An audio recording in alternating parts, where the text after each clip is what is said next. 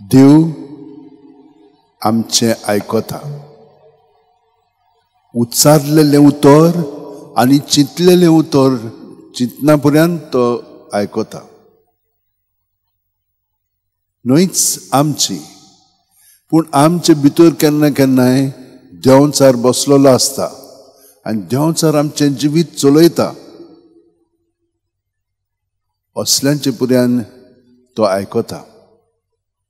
आयज आमी हें पळयलां कशे भाशेन आब्रामांक ताच्या पुताक धाडूंक नाका आसलेलो, पूण सारान ताका सांगलें ना, तिचो पूत म्हाका म्हज्या पुता बरोबर नाका हांगसर. तो म्हणलो हो म्हजोच पूत, कितें करतलो?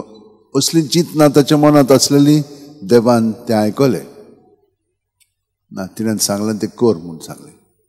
कित्याक हांव ताकाय एक व्हडलो करतलो आनी ताचे मदें एक व्हडलें राष्ट्र उबजावतलें. धाडली तिका.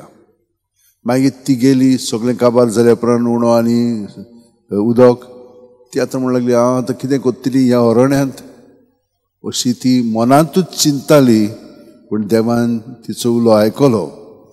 त्या भायर त्या भुरग्याचो तो किंच मारूंक लागलो आनी देवान ताची किंचोळ आयकली आनी तिका सांगलें मातशें भुरग्याक घे आनी फुडें वच.